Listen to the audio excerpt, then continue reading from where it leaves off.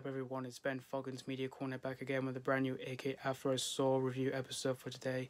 This is going to be my review on a brand new release film for 2022, which this one came out today in the UK, but this one came out last week in the US. And I saw this movie today just a couple of hours ago at my local cinema.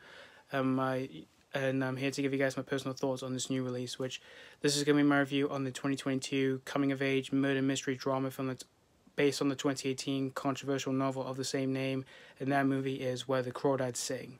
This was directed by Olivia Newman, and like I said, this is based off the book of the same name, which I never heard of before, nor have I ever read this book. So I don't read books. I'm not really a bookworm per se. I'm mostly a media person, really, who likes movies, games, and shows and stuff. So anyway, so the story of the film is that we follow this young woman named Kaya, played by Daisy Edgar-Jones, which we do learn about her life as a young girl.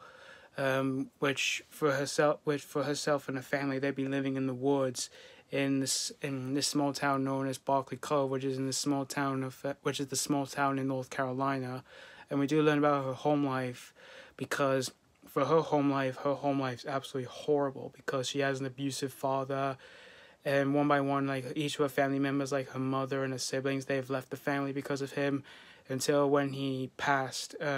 For Kaya herself, she's been the only one who's left alive, and she has been raising herself at a young age until we see her as a grown woman, and she tries to come into like the community itself, like to a society, despite the fact that some people in the community disrespect her because of what she really is.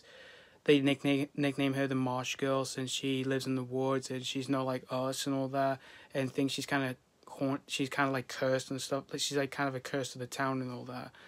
But what ends up happening is that later on in the film we see Kaya meets this man named Tate, who was this boy that she knew at a young age, until we see them as they're grown people, and then they sort of start off a loving relationship until Tate leaves her, and then for Kaya she meets this other young man named Chase, which they begin a new relationship, and then it causes a bit of trouble between these two men, until what ends up happening is that one of them is found dead, and for Kaya she becomes the main suspect for this whole murder case, and she's been charged with the murder that she swears she did not commit. So we see her trying to prove her innocence, while we do learn more about her secrets that we've never been told before. So that's pretty much the story of Where the Crawdads Sing. Now, I've never read the book before that this movie's based on,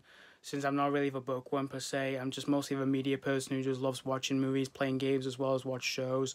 But when the trailer dropped by for this film, this one did look a little bit interesting to me, from the way it looked and all that. It had some talented people. Well, there was a few I knew, but there was a few I wasn't that familiar with.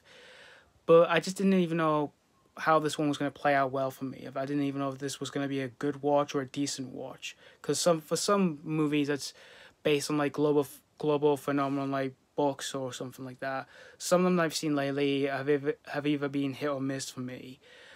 But again, I just didn't even know what this one was going to be like for me. But I went to see this today in my local cinema today, and my screen was quite packed. There was quite a few people who were seeing the film alongside with me. I guess it was those who loved the book, because from what I've heard, some people really liked the book, even though back then, from what I've heard, the book did get mixed reception and a bit of controversy. And also, when this film was released last week, this film was met with mixed reactions from critics, because critics are pretty mixed on this film, but audiences are really appreciating this film, from what I've heard. Because I've heard some audiences are really appreciating this, like praising the film for this movie being faithful to the original book. But after walking out of this film, I'm gonna have to be with the critics on this film, because to me, I kind of found this film to be pretty much a bit of a mixed bag for myself, because there were some things I did appreciate in this film, but there definitely are a lot of problems with this movie, which will get them out of my way. Like the storytelling in this film, I kind of found the storytelling in this film to pretty much mix myself, because there are some parts of its story I did find pretty interesting, but there's some other parts of its story I just kind of found less interesting, because for the moments that I found less interesting, there were some moments that were just obviously predictable and cliche for what was going to happen in this film, like towards the end of the film and all that, and even for the romantic plot line in the film. Like for the romantic plot line, when it starts to begin on screen, I was like, okay, that's fine. But when it gets too much to that, it got a bit too much. It just got cliche for what was going on, really, like what was going to happen. I'm like, okay, we know how much they're in love with each other. You just don't need to keep showing it like more than 5 minutes. Just basically shove it down right our throats and all that. Which again, I just found that cliched. And for the concept, it does sound pretty interesting, but for the way it's executed here in this film, I kind of wish it would have been executed a lot more better. And for the characters in the film, like outside the main protagonist in the film, they were just honestly just awful. Like some of the two main the two men. Well, one of them really, which I won't say which one who it is, who you don't really like. Who you're not really gonna like, but for like the townspeople and all that, they often treat they just obviously treat the main girl in the film like trash. Like they just pick on her, they harass her, and even when she gets charged with the murder that they think she's done, they just honestly say harsh stuff to her. Like they just want her dead straight away. They're just like, oh, kill this bitch and all that. Just kill the bitch, like that. Which for seeing that, it just did get frustrating for me. And even when we do learn about her backstory and all that as a young girl, it got too much for me from when we see like what the father's really like. Because when we see her being very abusive, it got really too much for me. And for seeing that, I don't like seeing that stuff happening in today's society, because it just makes me sick and it just makes me it makes my blood boil.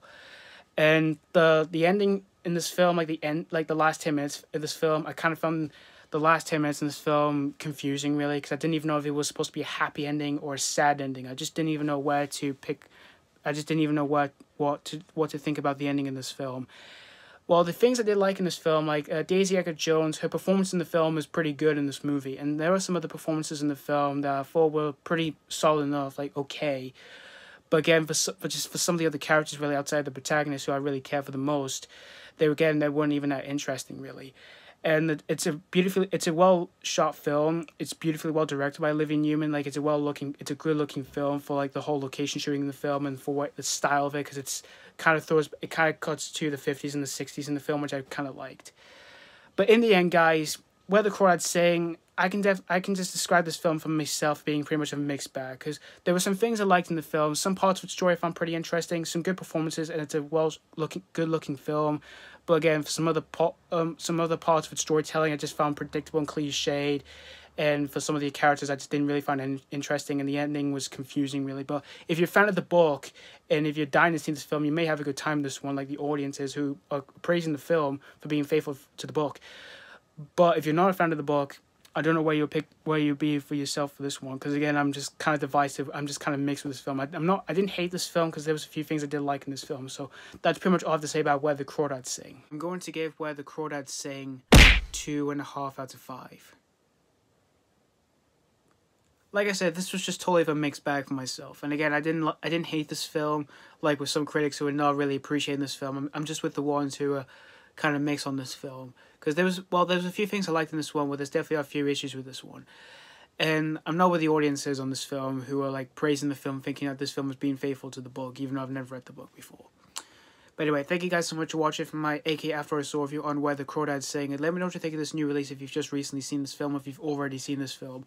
Did you really appreciate this film, or was this not, or were you very, very disappointed with this film, especially for those who really, really loved the book?